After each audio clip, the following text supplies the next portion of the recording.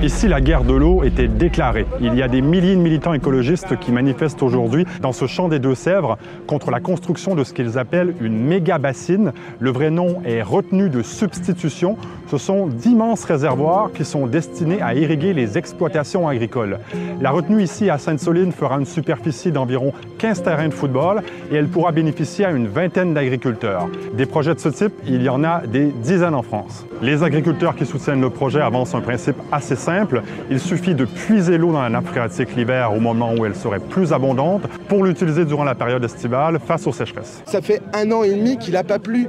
On a enchaîné un été, un hiver sec, un nouvel été sec, on enchaîne sur un automne sec. Alors la belle équation qui disait on va prendre l'eau en abondance, évidemment ça ne marche pas.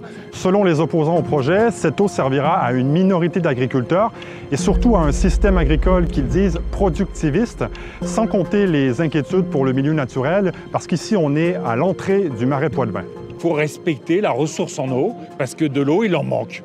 Et qu'elle ne peut pas être prélevée, accaparée par quelques agriculteurs. On est à côté du marais Poitevin.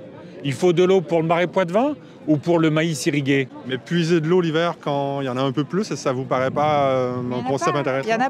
Il n'y en a pas d'eau. Les premières manifs qu'on a fait là, vers Mosée, le marais Poitevin, il n'y a plus d'eau. Au mois de mars de l'année dernière, il y avait ça.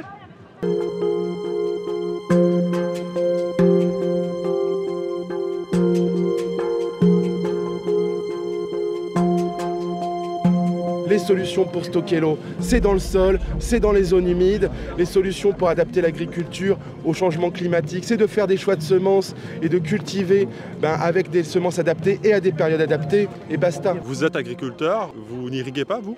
Non, moi je n'arrose pas, mais 90% des terres de la région Poitou-Charentes ne sont pas arrosées. Donc il faut s'adapter. Moi je fais de l'élevage, donc ouais, c'est un peu moins d'animaux, c'est des fourrages différents. On arrête le maïs par exemple. Moi je ne suis pas paysan pour détruire la ressource en eau. Voilà, je suis paysan pour nourrir les gens et l'eau c'est notre premier aliment. Hein. L'objectif de la manifestation est de se rendre sur le site du chantier de la bassine, mais il y a de très nombreuses forces de l'ordre. Les organisateurs ont donc décidé de séparer le cortège en 3.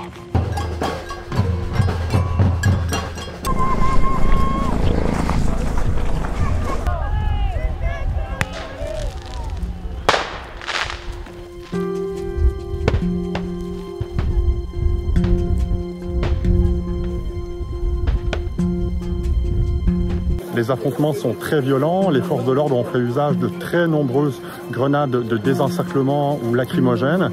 Après 1 heure de ce jeu de chat et la souris à travers les champs, le cortège a quand même réussi à atteindre le cratère de la bassine.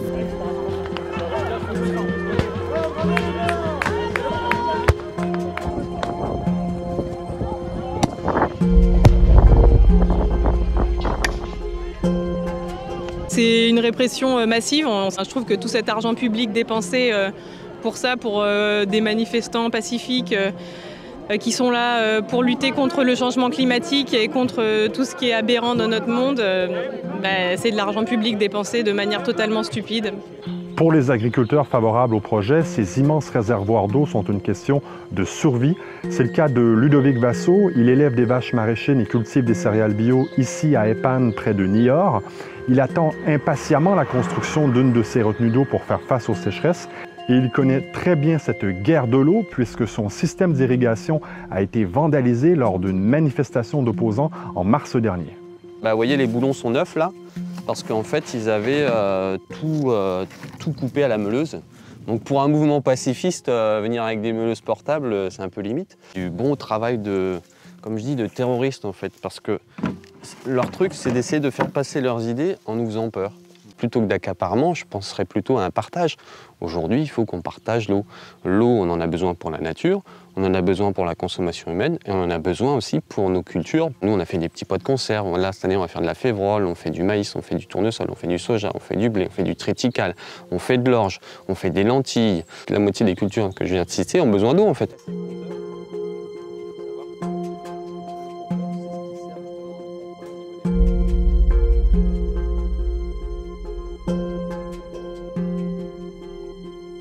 On n'a pas une gestion, comment dire, de salopards, à se dire moi je m'en fous, j'arrose, voilà. Comme des chauffards sur la route, il y en a toujours. Mais nous, sur le secteur des pannes notamment, on a toujours une gestion cohérente et on respecte vraiment ce qu'on nous demande de faire. Demain, sans eau, c'est pas compliqué, hein. La ferme, elle partira à un voisin. Nous, ce sera pas viable en fait.